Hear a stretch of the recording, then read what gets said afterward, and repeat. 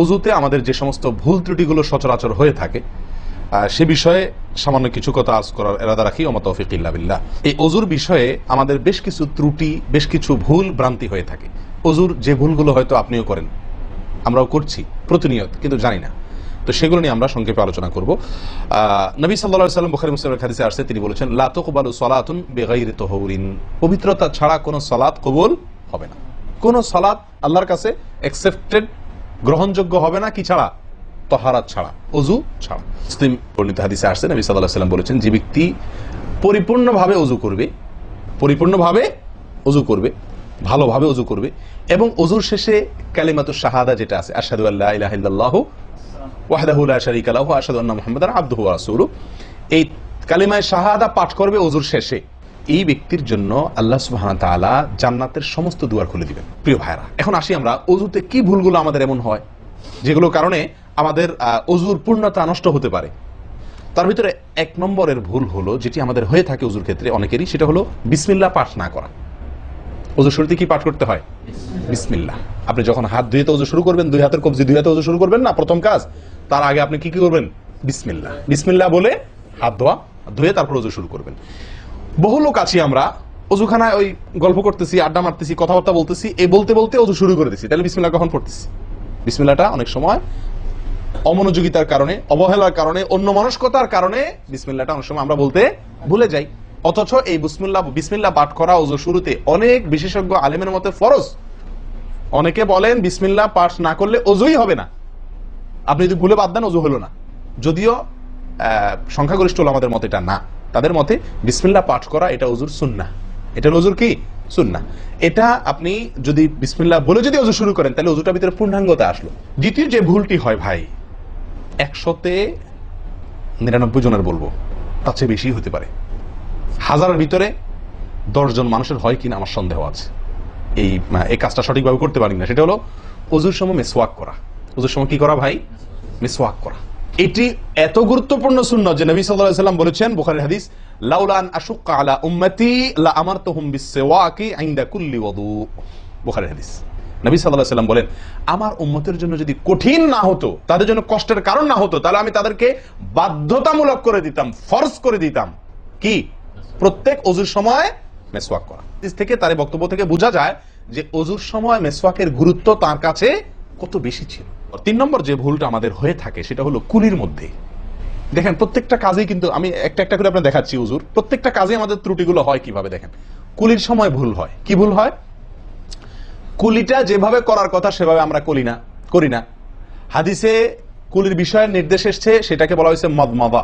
মদমাদা আরবি শব্দ, এটার বাংলা অর্থ হয় কুলি করা বা কুলকুচি করা বা কুলকুচা করা। এই কুলি বা কুলকুচা এটা হলো মুখের ভিতরে আপনি হাতের কোষে করে পানি নিয়ে মুখে নাড়বেন, এরপরে ফেলবেন, আবার হাতে নিবেন, কিছু সময় নাড়বেন, 1 সেকেন্ড হোক 2 সেকেন্ড হোক, এরপরে ফেলবেন। এটা হলো কুলি বা কুলকুচা। আমরা বেশিরভাগ সময় এরকম করি আলহামদুলিল্লাহ। যখন ব্যস্ত থাকি, যখন হুলস্থুল থাকে, কোনো সময় কোনো কাজের তাড়া থাকে, তখন অনেক সময় আমরা কি করি? হয় কি না হয় না? মুখে নিলাম আর ঢাললাম, মুখে নিলাম আর ঢাললাম। আমি জানি না আপনাদের হয় কিনা এরকম। আমি দেখছি এরকম অনেক সময় হয়। আপনারা একমত কিনা? নিলাম মানে ব্যস্ততার কারণে, হয়তো জামাত শেষ হয়ে যাচ্ছে বা অন্য কোনো কারণ আছে, অথবা দেরিতে আসছি, তো তখন মুখের ভিতর নেওয়া আর ফেলাও, এতে কলি হবে না। নাম্বার 4, নাকে পানি দেওয়া। দেখেন, একটা একটা করে দেখেন, প্রত্যেকটাতে ত্রুটি আছে। আল্লাহুল মুস্তাআন। নাকে পানি দেওয়া। নাকে পানি দেওয়ার যে নির্দেশ আসছে হাদিসে, এটাকে বলা হয় ইস্তেনশাক। ইস্তেনশাক শব্দের মূল অর্থ হলো পানি টানা, নাকে পানি টানা। আমরা নাকে পানি টানি না, দেইও না। একটা হলো দেওয়া, একটা হলো ছিটানো, আর একটা হলো টানা। টানা হলো এ ক্লাসের অজুতে নাকে পানি টানবেন, বি ক্লাসের অজুতে নাকে পানি দিবেন, থার্ড ক্লাসের অজুতে নাকে পানি ছিটাবেন। আমি কি বুঝতে পারছি? তো আমরা বেশিরভাগ লোক থার্ড ক্লাসের অজু, সারা জীবন থার্ড ক্লাসের অজু করি। আপনি থার্ড ক্লাসের অজু করে আপনি জান্নাতে যাবেন? ফার্স্ট ক্লাসে থাকেও তো যাইতে কঠিন হয়ে যায়। আপনি থার্ড ক্লাসের অজু করে কিভাবে আপনি সালাতের খুলবেন, তালা খুলবেন, কিভাবে আপনি জান্নাতে যাবেন?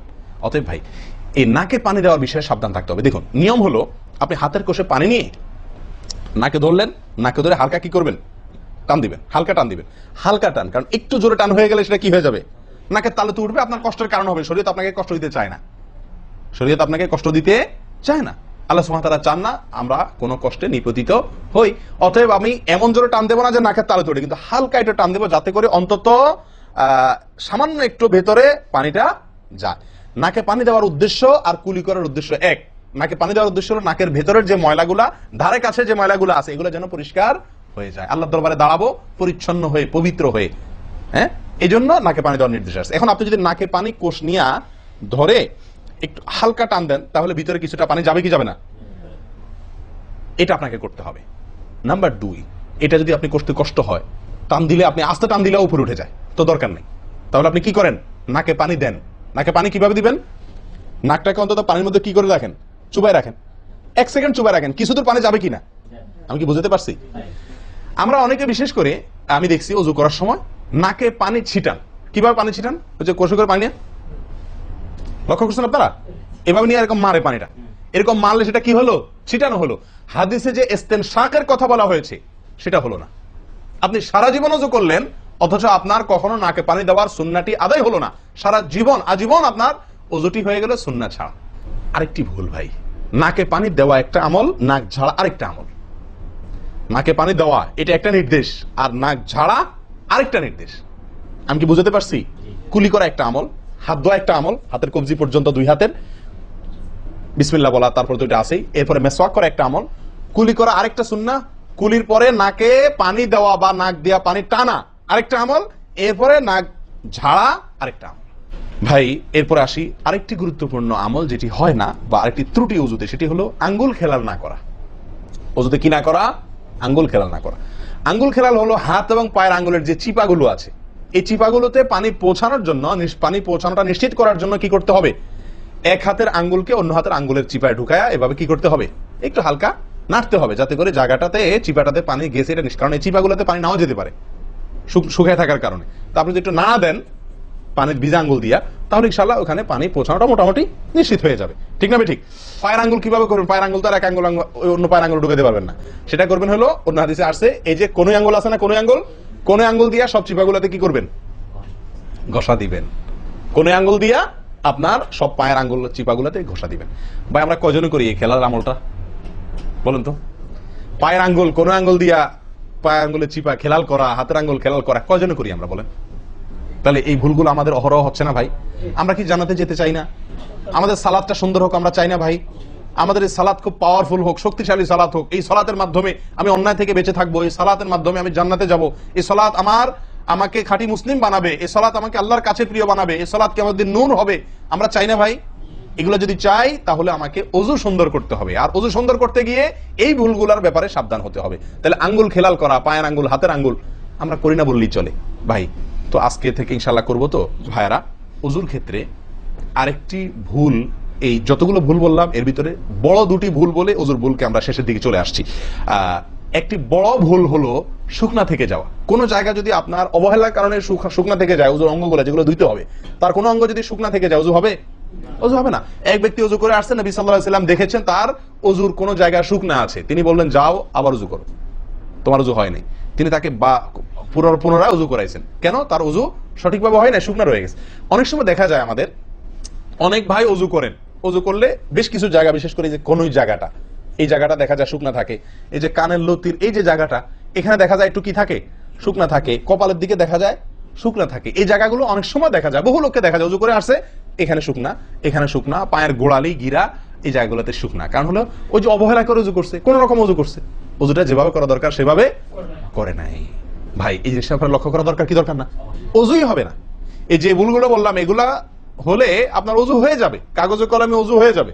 কিন্তু এখনকার যে ভুলটা বললাম, যদি শুকনা না থাইকা যায়, আল্লাহ মাফ করেন, তাহলে কাগজে কলমে ওযু হবে না, কাগজে কলমেও কি হবে না? ওযু হবে না। এত জঘন্য। সাবধান থাকা দরকার, কি দরকার না?